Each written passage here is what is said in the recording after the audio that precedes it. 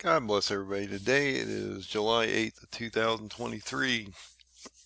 I have one of the most important videos I've probably ever done. I believe this is going to show us potentially what's going to play out in the next few months between Turkey, Kurds, and how potentially the fall of Iran will happen. I believe this has played out in the past. I believe it's going to play out in the future. We're going to see the same occurring events. I am using a video in this because I think the video gives us a lot of information that I can't really do easily. And so if you go to Epic History TV, you can subscribe, and they have a lot of good content out here. But I'm using their video today to give you a breakdown of history, a history lesson, and what potentially could happen as we move forward in the future. And I think it's extremely important, and it is based off Alexander the Great. And if you follow anything that I do, the Ottoman Empire, Alexander the Great, matter to what is coming up in the future, because I believe past events will happen in the future. So now, before we get into this video, I want you to realize that you have to take this in context, that this is warfare from the past, but it's going to look like warfare in the future. So this is going to deal with tanks and airplanes and drones and battleships and men on the ground and all kinds of different things. So what you see in here, and chariots and horses and different things like that, you realize the context of the past, but you have to realize what's coming up in the future, and this is going to be a technology war as we move forward. Just as it was for Alexander, it was through his technology that allowed him to conquer all these areas. We're going to see that similar thing happen as we move forward, but this will be tanks and other things. But the events will occur exactly the same as they did in the past. In the future, even the battle movements potentially could be exactly the same, and the path that Alexander took as he went through, started in Greece, went through Asia Minor, and ended up taking out the Persian Empire, Egypt, and ended up in Israel. And you're going to see, I believe, how that's going to play out.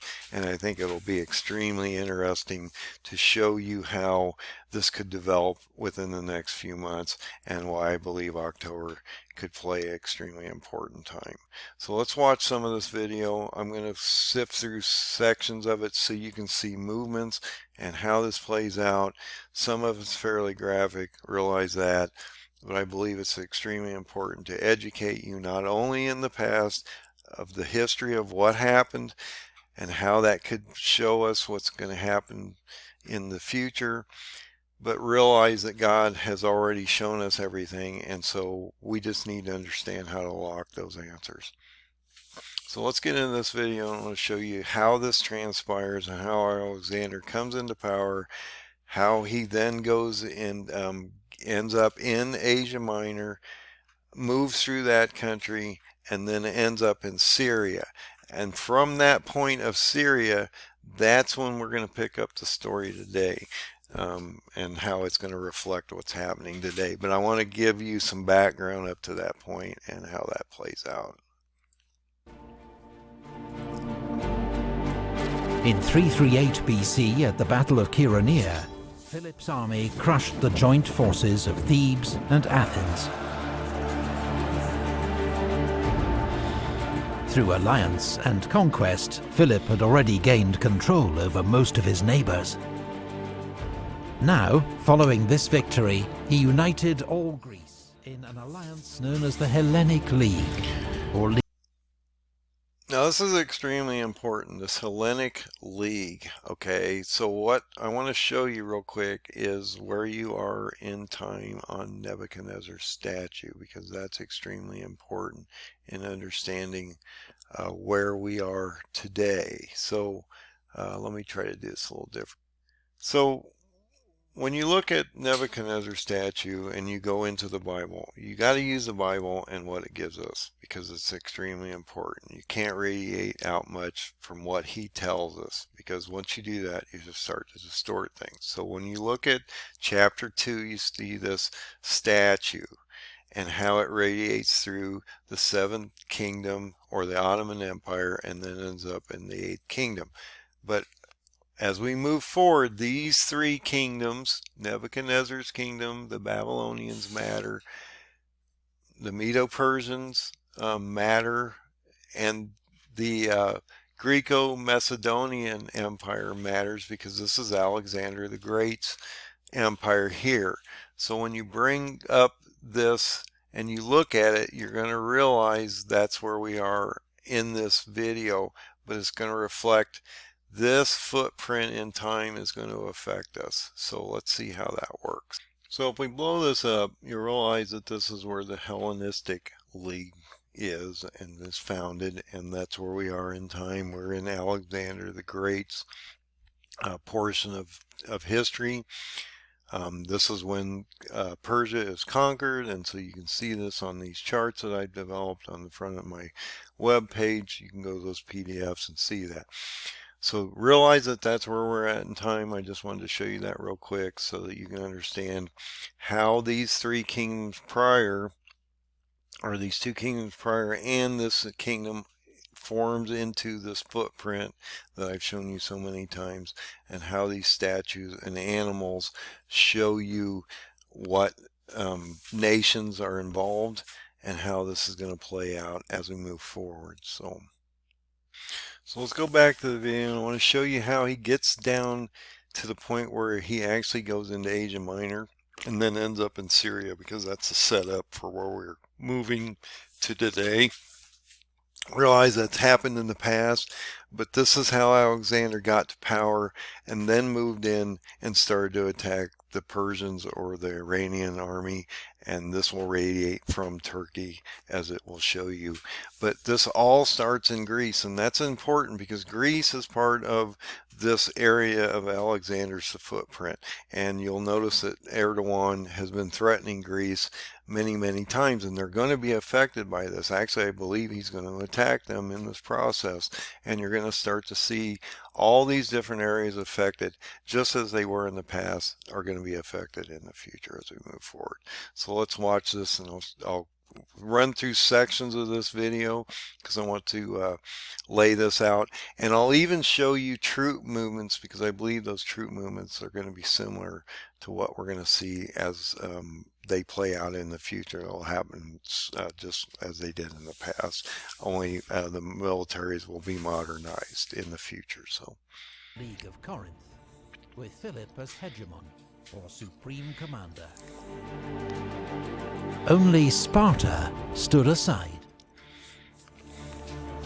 Philip began to plan a great campaign, a pan-Hellenic or all-Greek war against the Persian Empire. Their old foe was now an ailing superpower, its great riches ripe for the taking.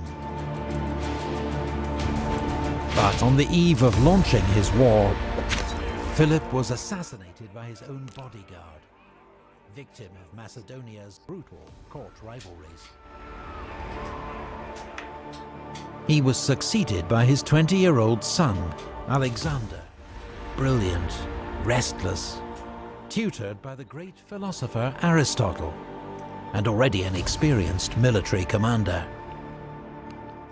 Alexander inherited his father's grand plan to invade Persia, but first he had to secure his own position as king. At home, he had potential rivals executed, then crushed rebellions in Illyria, Thessaly, and central Greece. He made a special example of Thebes, completely destroying the ancient city and selling its people into slavery. In the spring of 334 BC, now ready to launch his war against the Persian Empire, Alexander led his army across the Hellespont into Asia Minor. It was the start of one of the greatest military campaigns in history. Now, one thing I want to add is, because these are past armies movements, the time frames are going to be longer because it takes longer to move armies on the ground in the past than they did in the future. So in this modern technology age, we're going to see this ramped up and accelerated, and so these movements are not going to take years. They're potentially going to take weeks or months. And if you go back into Iraq, when we attacked, that shock and awe event occurred in about a week. And so large sections of these areas could be taken out in a fairly short period of time. And with the modern technology of drones, missiles, all kinds of everything from your Navy, and things can be launched from multiple different platforms and different things like that. We're going to see these wars ramp up fairly quickly. So just realize that the time frames in the past are not the time frames of the future. The time frames of the future are going to be much quicker as we move forward. So let's watch a little more of this. Now realize you're in that Macedonia army phase of the bronze hip, okay? And so as we move forward, I want you to realize where you are on time and use the Bible's indicators so that you can determine where this is, how to present it to others also, because you need to explain this to people as we move forward and we start to see this collapse. So I'm going to move you forward in the video a little bit to Granicus. This was a massive battle. It changed the direction of Alexander, and that will lead us into the attack into Syria. So watch how this plays out. This isn't really important today because Turkey is already established, but once you get into Syria, that starts to portray what is going to happen in the near future. But I want to show you how he moved through this area, how this developed, how he gets to Syria, and then what happens right after that, because that's extremely important the way things possibly could happen as we move forward. So but I do want you to understand some of this. It is extremely important. I'm trying to set up this potential battle that's coming up in the next few months.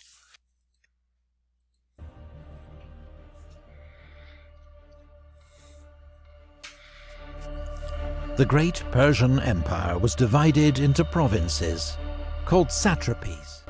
Each satrapy was ruled by a governor, or satrap. Those in Asia Minor, now threatened by Alexander's invasion, met to discuss strategy. Memnon of Rhodes, a skilled Greek general in Persian service, urged them to avoid battle with Alexander.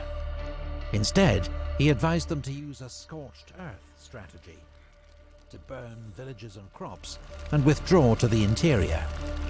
Alexander's army, he promised, would quickly starve. It was good advice, but the satraps were unwilling to lay waste to their own provinces without a fight. So this battle turns out to be a real massacre for the mercenaries were surrounded on all sides and massacred.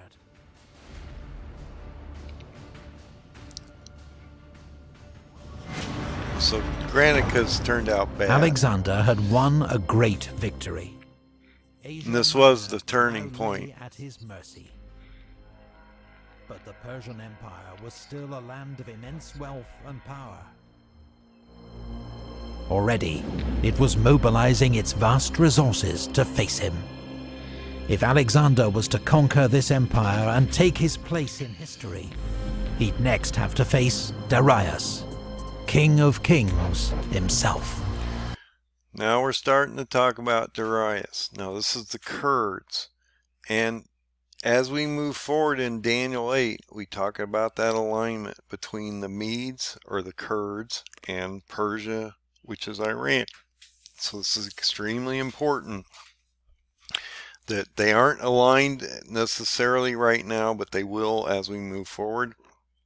And Darius or the Kurds are going to be the one that are going to start this, and it's going to collapse down into an Iranian war as these two nations, the Kurds and Iran, align, and we see Turkey run over and crush them potentially within the next few months.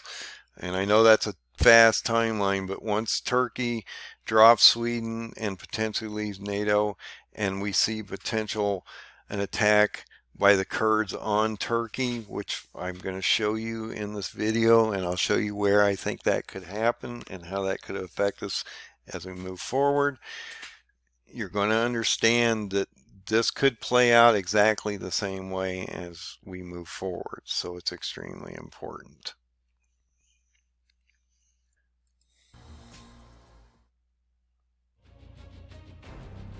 Now, as Alexander approached Sardis, capital of the Persian province of Lydia, its commander surrendered without a fight. But before Alexander could advance further, he needed to neutralize Persian naval power. Persia had a powerful fleet with major naval bases around the eastern Mediterranean that could potentially cut his lines of communication back to Greece. Rather than challenge the Persians at sea, Alexander decided to attack its nearest bases, the Greek coastal cities of Miletus and Halicarnassus. I realize a lot of this has already Both happened. put up determined resistance, future but prophecy were taken here. by winter. The following spring of 333 BC, Alexander continued his advance into Lycia and Phrygia. At Gordium, he was shown the legendary Gordian Knot. A prophecy said that whoever could unpick it would rule all Asia. Alexander simply took his sword and sliced it in half.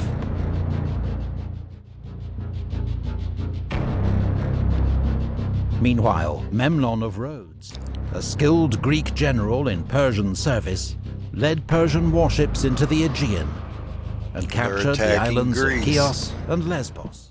In this area around here. But so after Memnon's sudden death from illness, the offensive was abandoned.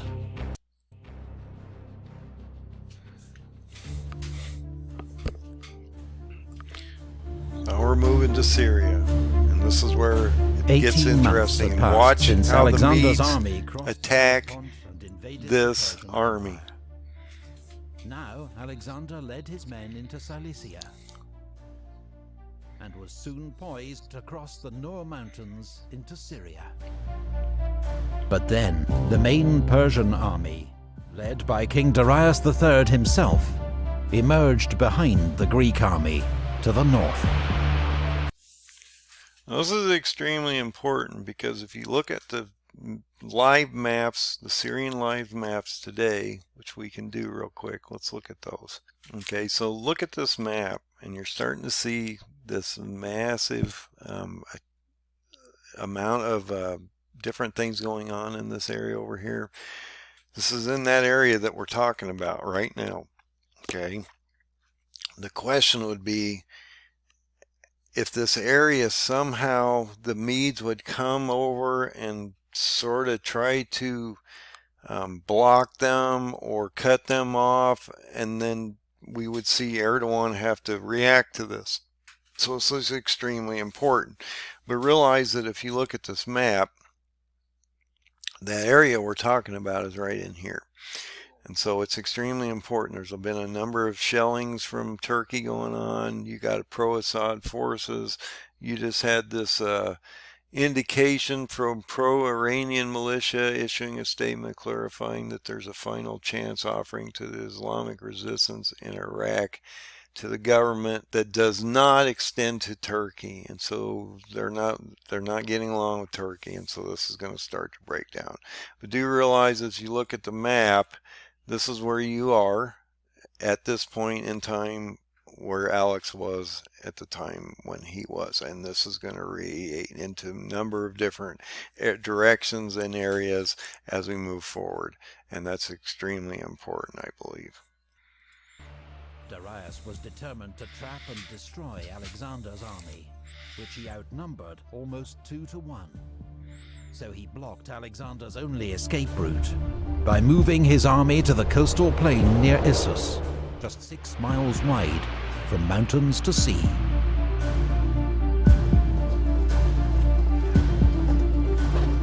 The narrow battlefield would force Alexander to fight, but it also prevented Darius exploiting his huge numerical advantage. His army, by some estimates, was up to 100,000 strong, and contained some of the finest soldiers in his vast empire, including 10,000 of his own household troops, known as the Immortals. His best cavalry were massed on his right towards the sea, where the ground was better for horses. His best infantry, his Greek mercenary hoplites, formed the centre. Persian infantry formed his left wing. I truly believe Alexander this battle deployed could his play own out army again. for battle, once again entrusting his soon. left wing, nearest the sea, to Parmenion, with It's the Greek modernized. cavalry and infantry. In the centre, as always, was the Macedonian phalanx. Alexander positioned himself and his best troops on the right wing, toward the mountain slopes. His elite Agriane javelin throwers, his archers, and behind them the Hypaspists and the companion cavalry. When Alexander saw the strength of the Persian cavalry facing Parmenion on the left, he moved across his Thessalian cavalry to reinforce him. Despite his overwhelming numbers, Darius held his position behind a small river, the Pinarus, and waited for Alexander to attack. He didn't have to wait long. Alexander called out to his men, urging them to fight bravely, picking out some by name. Then, at the head of his army's right wing, he charged.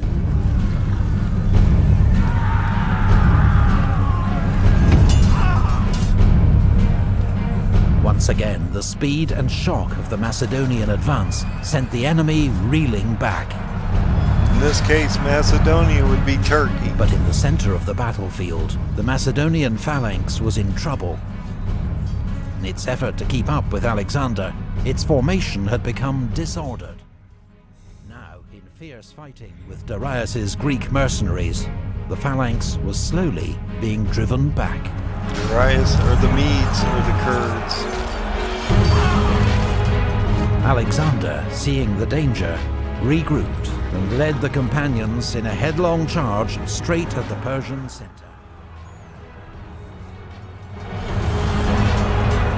The Greek mercenaries threatened on their flank were soon in disarray, and the Macedonian phalanx was able to resume its advance. Alexander fought his way towards the great king Darius himself. Rather than face this apparently mad and fearless Macedonian king, Darius fled the battlefield in his royal chariot.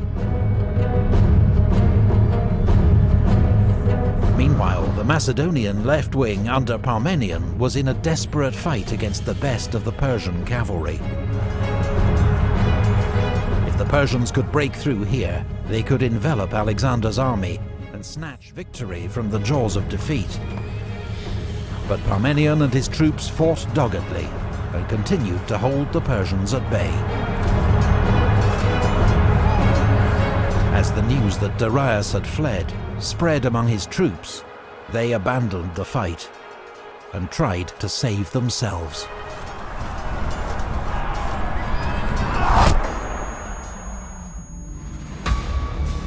The battle turned into a massacre.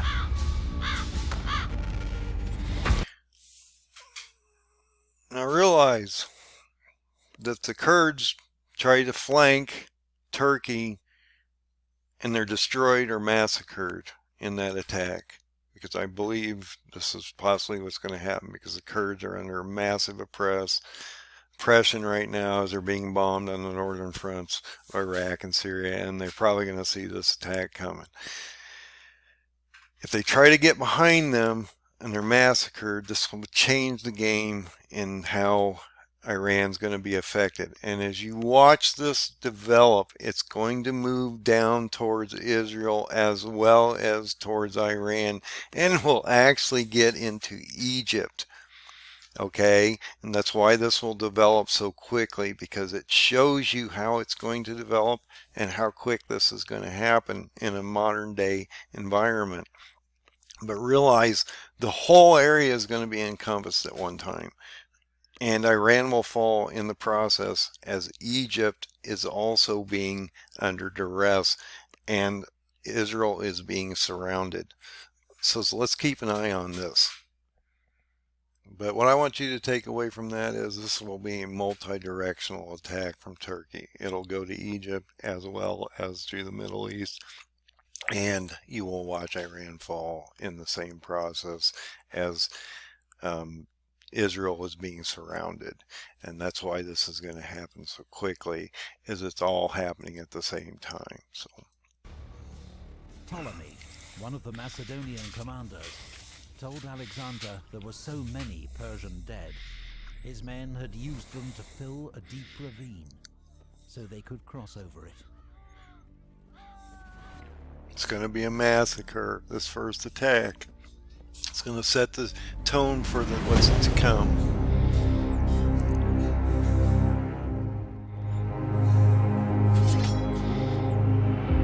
The Battle of Issus was a stunning victory for Alexander.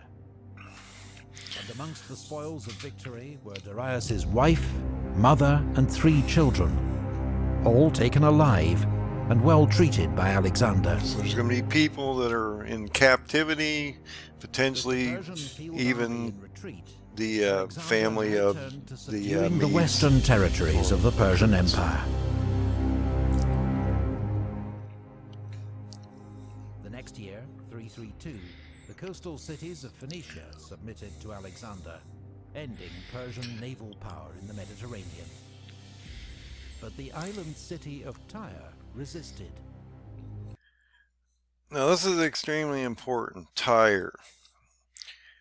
Tyre is just below Lebanon, or just below Beirut in Lebanon, and Beirut is the capital of Lebanon. And so now we're starting to talk about Hamas, Hezbollah, these different organizations that proxy with Iran, and how Turkey's going to try to help Israel or save Israel from this Assyrian called Iran, and these Kurds, which they consider terrorists, so that they can protect the Temple Mount. I've been talking about that. Erdogan is concerned about that Temple Mount. He will not allow anything to happen to it, so he's going to protect that.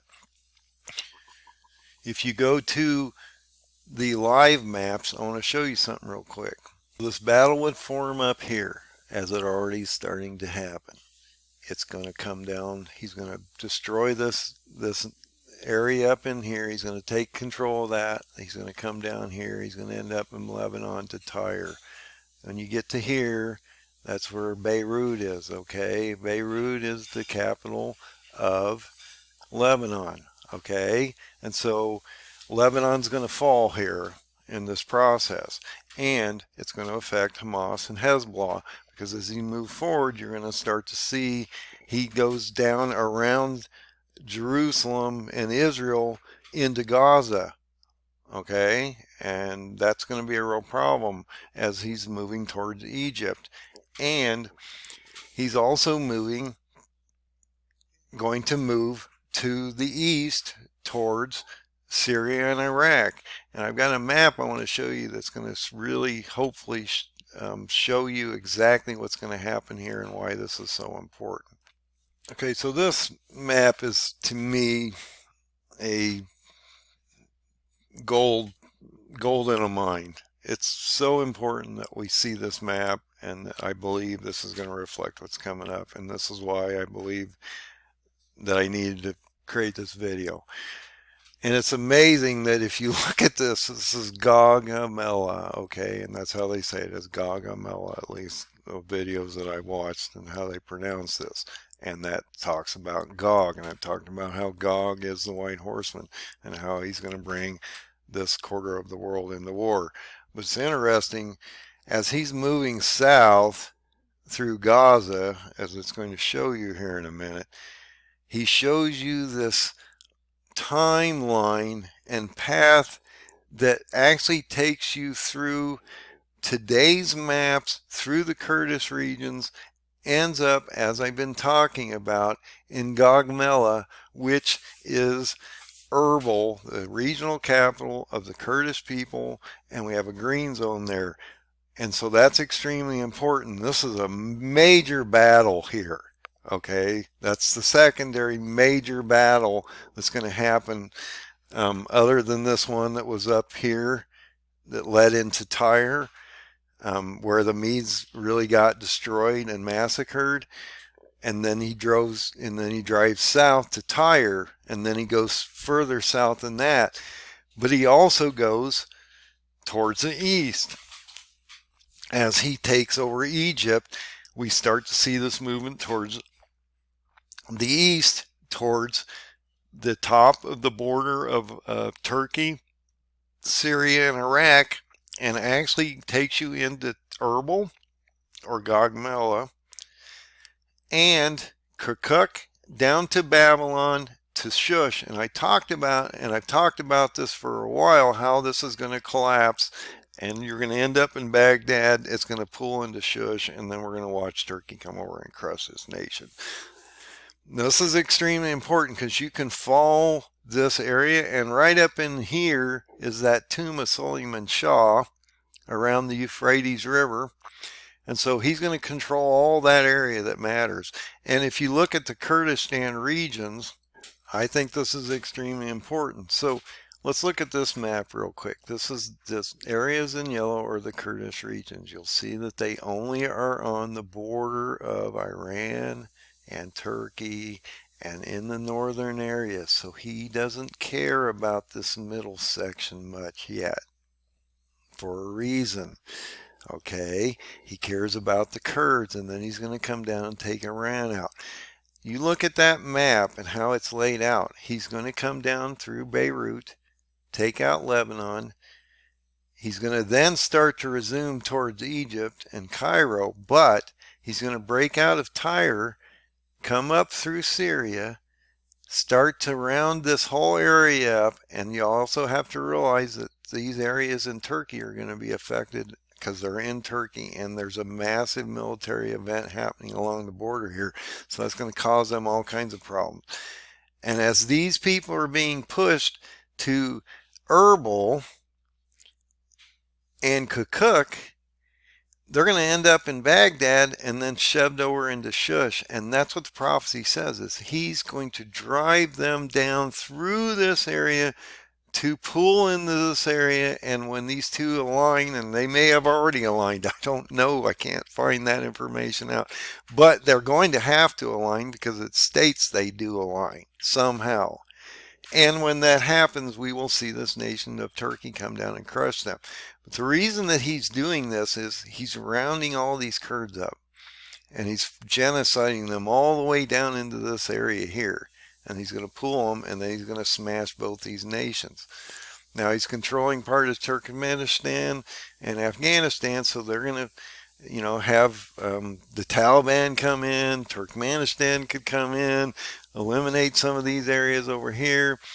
Turkey's going to come in and crush this whole area here, end up here pulling it, and then you're going to complete Daniel 8 by destruction of Iran and the Medes in this area, which will then put you into an Ezekiel 38 and 39 situation, because they're already in Egypt, as you're going to see through the movements of Alexander the Great as we move forward. But one thing I really want you to understand is this is a multi-pronged, multi-directional attack by Turkey. He's the second largest army in NATO. He has the ability. And if we send him F-16s and other things in the near future, as I've been talking about, they've been trying to get these weapons and stuff so he can shore himself up for this attack that's coming up. He's going to take everything he can off the table so that he can have the ability to do this. And God's going to give him this ability because it's written in prophecy. So let's watch how this plays out. Watch how he spreads. Watch how he ends up skirting around Israel, ends up in Egypt, And as you look at that portion of it, you realize that it's part of the Jeremiah prophecy of 26, chapter 26 through 45, where Egypt and Turkey sort of align with Israel, and then it all falls apart. And what happens? Israel goes against, in this case, Nebuchadnezzar, and they don't pay homage to him. They pay homage to Egypt, but Egypt runs away, and Nebuchadnezzar just takes them over, and it's not even an issue. But they end up in Israel after that, and so it's going to end up bad for Israel, because the prophecy says that Turkey's going to turn against them, but they're going to protect that Temple Mount first, and they're going to eliminate Iran as a problem over there so they can protect that Temple Mount. But the Kurds are going to be in the middle of all this, and so that's extremely important as we move forward. Tyre's defenders fought bravely and skillfully, even when Alexander began building a causeway to the island, protected by 2 giant siege towers, which they counterattacked with fire ships. I realize we're into modern technology here, but not this. And Tyre fell. Most of its citizens were killed or enslaved. The important part is Tyre falls, and then what happens? By siege. Gaza is taken. Extremely Alexander important. continued to Pelusium on the Nile Delta, where the Persian governor of Egypt surrendered the entire province to Alexander. He's going to protect Israel first. He ends up in Egypt because he's still protecting Israel. At least they think he is. Welcomed Alexander as their liberator from Persian rule and crowned him pharaoh. You know, that's really important. He's going to get crowned in Egypt. He's going to also go up to that tomb of Suleiman Shah, which is going to give that Ottoman Empire crown. And in the same breath, Israel is going to be snookered into thinking that Turkey's really here to help them until it starts turning really bad. And you're going to see that as we move forward.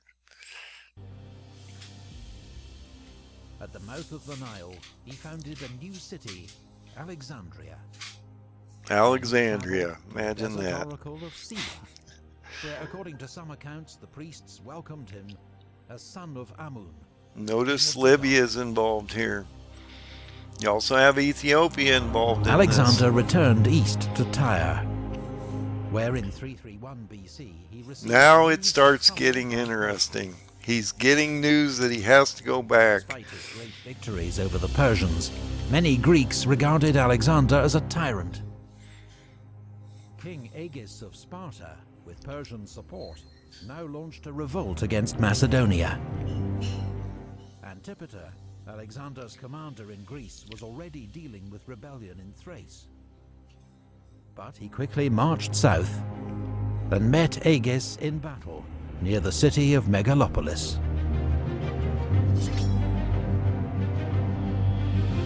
Even the legendary Spartans were now no match for Macedonian military power.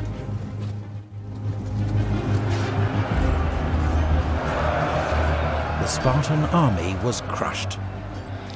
So Greece is going to fall in this, and they're going to be absorbed into this, as I've been talking about for a while. They're part of that footprint of Alexander the Great. Now, they may not be part of the 10 nations that go against Israel, because they're actually being victimized here to a certain degree.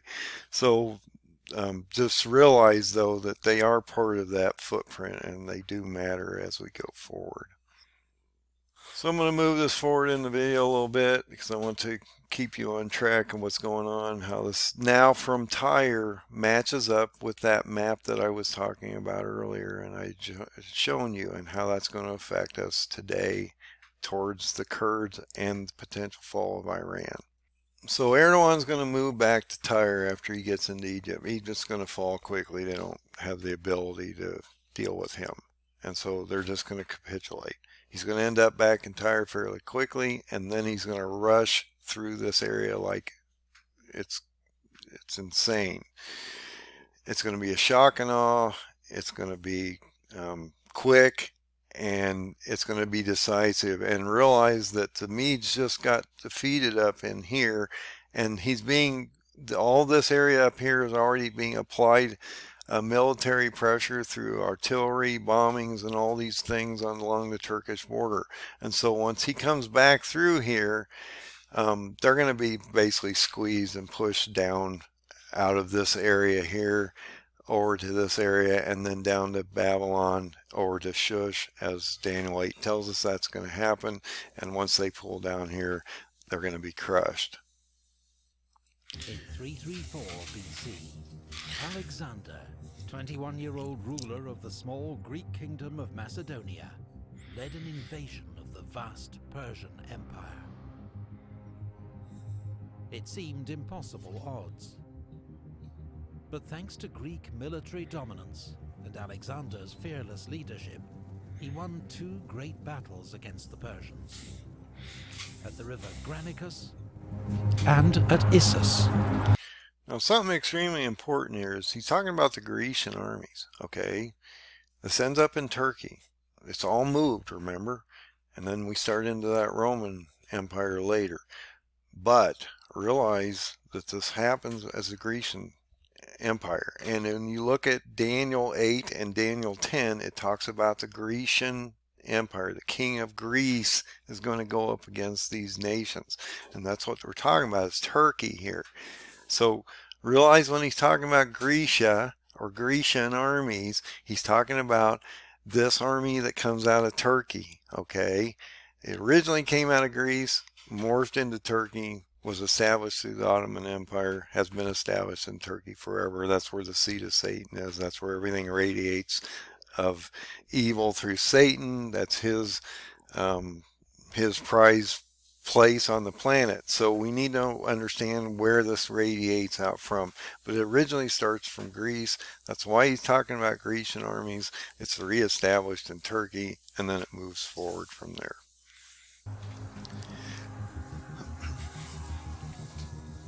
Having subdued Persian lands west of the Euphrates River, he now headed east. Look how fast he moves.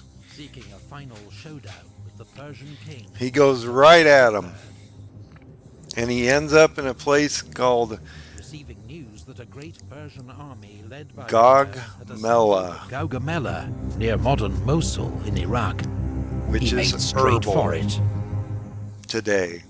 This was Darius' last chance to stop Alexander, and Alexander's chance to smash Persian power once and for all. So he's going to rush to Erbil from Tyre. He's going to drive straight through the Kurds. They're going to collapse completely down. They're going to end up in Erbil, in the regional capital of the Kurdistan people, and it's going to collapse. It's going to be a colossal battle. He destroys them in this battle. They shift to the south. They go to Baghdad, end up moving and pulling down into the Shush area. And this is how it's going to happen in the future too. And we need to understand that so we can know what's going to happen as we move forward. But watch this battle and see how decisive it is and how quick it moves, and that it's going to move quicker in the future than it did even in the past. But Gaugamela is extremely important. And think about it. Gaugamela. Gog of Ezekiel 38:39. It's going to morph from Daniel 8 into Ezekiel 38 and 39. By modern estimates, the Persian army was between 50 and 80,000 strong. Iran has to be absorbed first. The empire. Infantry from Syria and Babylonia. Now I want to show you these military movements because they're going to be similar in this modern day era of warfare, and how this all plays out and how these areas fall. And I believe that he's already shown us how this sort of plays out. And yes, it is modern warfare, not this type of warfare, but I believe that they will play out similarly. From Armenia, India, and Central Asia. Up to 200 scythed chariots.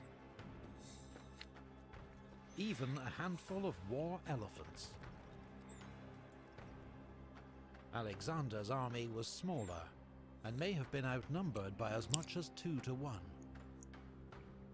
He deployed his units in their usual formation. On the left flank, Thracian and Thessalian cavalry, commanded by Parmenion. In the centre, the Macedonian veterans of the phalanx, each armed with their 18-foot sarissa pike. On the right flank, Alexander with his elite cavalry, the companions, and his best infantry, the hypaspists. These were the units with which Alexander planned to launch his main attack. Greek hoplites formed a second line and supported both wings, which were angled back to guard against encirclement by the Persians.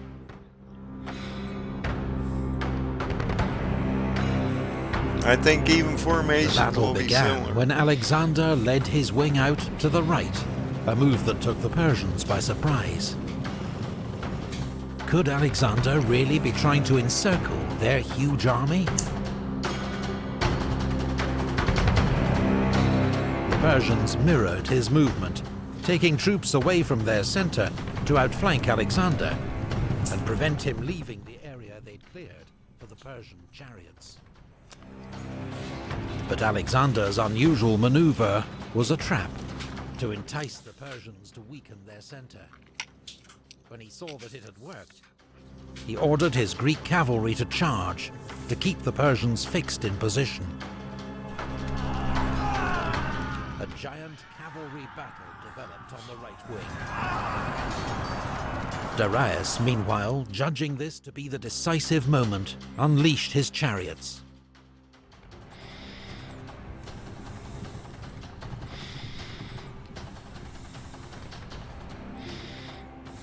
Expert Agrianes javelin throwers took out horses and crews, while the Greek infantry opened lanes, allowing the chariots to pass harmlessly through.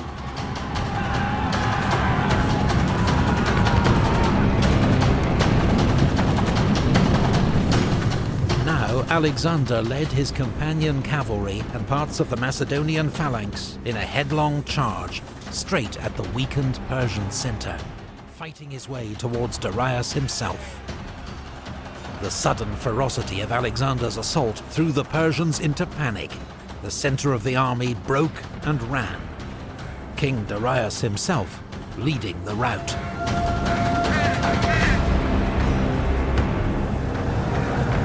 But Alexander's left wing was in serious trouble. Parmenion, facing a huge onslaught by Persian cavalry, was virtually surrounded.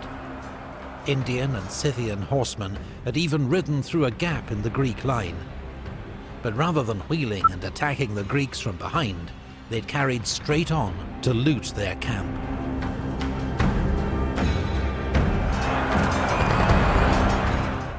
Parmenion sent a desperate appeal to Alexander for help. The king abandoned his pursuit of Darius, regrouped, and charged the Persian right wing.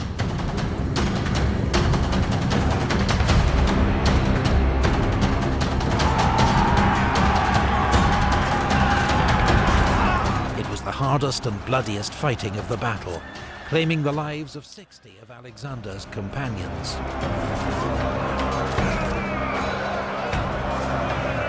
Finally, as news of Darius's flight spread across the battlefield, the last Persian horseman turned and fled.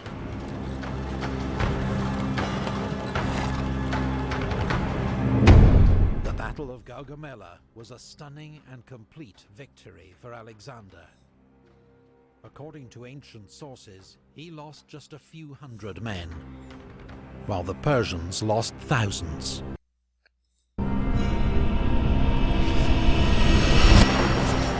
Alexander had routed Darius's great army.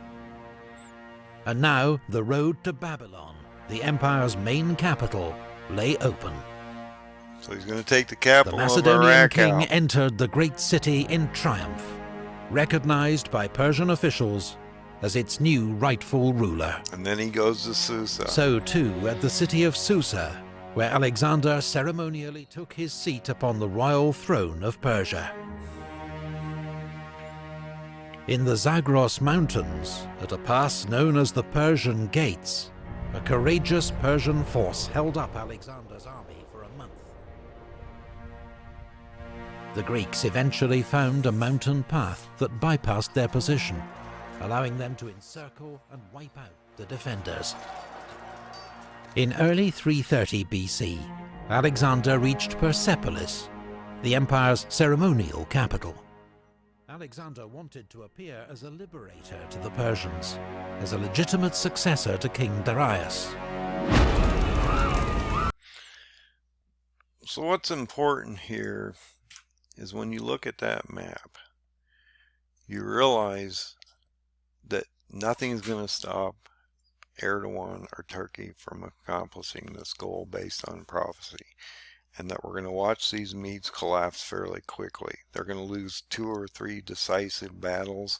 They're going to end up down in Baghdad, pulled into Shush, and then Turkey's going to come down and crush them. This completes Daniel 8 at that moment, and Iran is absorbed into this nation that's going to turn into 10 full nations that are going to end up in Israel. And so if you go out and you look at that Middle East map, you realize this is going to develop quickly through modern technology. It's going to move quickly, and it's going to move forward based on how prophecy is laid out, and I believe he's already given us that direction. So once he takes out Shush in this area here, he's going to then come back over, and he's going to end up between the 2 seas, and he's going to attack Israel. Realize this area is already encompassed because he's gone from Beirut over here all the way down to Cairo and built this city called Alexander. And I talk about those stones that are placed in the ground there and how he just doesn't go any further. Now it shows that he's, paid homage and different things in all these different areas and things like that, but the military really doesn't get any further because they capitulate here. And so this is extremely important. But realize that this is why Iran has to fall first. They end up in Egypt. They get pulled between the 2 seas. This area is already under major duress because Turkey's already moved down through here and into Cairo. Egypt's already basically capitulated to a certain degree, and we're watching Jerusalem basically surrounded at that moment. So it's not going to be a real problem for Turkey to come back, sit between the 2 seas, and get ready to attack this nation. But I think it's extremely important that if you go from Tyre, which is going to affect Damascus, and it goes right through right by Damascus. If you look at that map, it's going to go right through Damascus. It's going to move up into this area here. You're going to come up through the homes. It's going to come over. He's going to end up here. If you bring this over, you're going to end up in Iraq over in Erbil. Okay, so he's going to come up. He's going to follow this northern border all the way over. He's going to end up in this area up in here, down towards Mosul, towards Erbil, down towards Kirkuk, down to Baghdad, and then his last stop will be Shush, which is right around in this area here. And that's when the prophecy of Daniel 8 will complete itself. I wanted to bring this to you because I believe that past is going to reappear in the future, and we're going to have this reoccurring event that's already been portrayed in the past by Alexander the Great. If you look at that statue area that I've shown you so many times, you'll realize that the footprint that we're talking about is Alexander the Great, or the Ottoman Empire's footprint.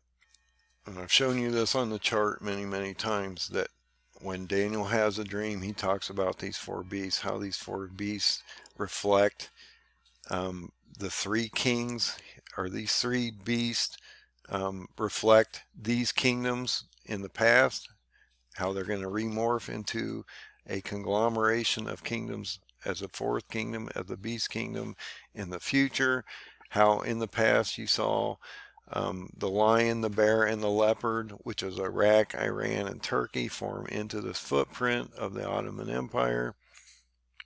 And if you break out the 12 chapters of Daniel, which I did in that third PDF on my front page of my website, that you realize that he's talking about very specific areas that are going to form into a beast kingdom based on these three beast kingdoms prior, or these three animal kingdoms based on the chapters that he shows you. They radiate out to a footprint.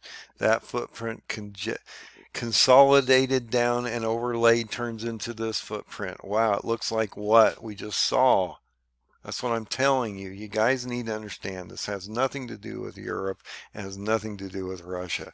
And if you go back to the statue and the things that he gives you and not follow these entrails to a point where Daniel could have never understood this stuff, you'll be better off. And when you realize that these footprints that he's given you based on these different animals end up being an Ottoman footprint or a Alexander the Great footprint, this will conglomerate down into a fourth beast kingdom because he overthrows three kingdoms and it turns into one full kingdom called a beast kingdom, which is basically a quarter of the world. It's not the whole world that's under control of the beast kingdom, but the whole world will be affected by this beast kingdom.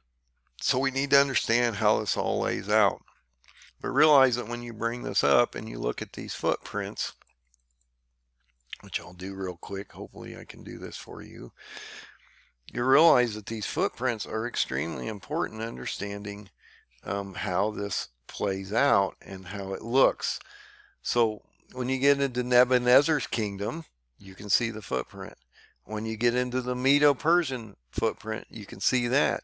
And when you get into Alexander's footprint, it looks similar. And when you consolidate all of these areas into what? It turns into Ezekiel 38 and 39. But what happens first. Daniel 8 has to happen first.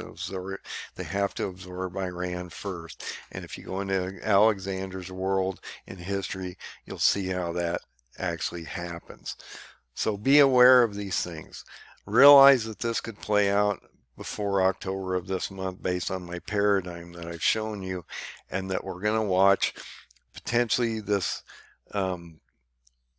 NATO issue where Turkey denies Sweden, or they just leave NATO and they start this campaign. But I've talked about potentially we would see how the Kurds might actually initiate an attack against Turkey, try to cut them off because they're pressuring them in that western border area between Syria and Turkey, and they might try to cut them off, and that would actually start this chain of events as you've seen in Alexander the Great and in this video. So God bless everybody. I hope this clarifies some things. I think it's extremely important. I'll show you that map one more time so you can see exactly what I'm talking about.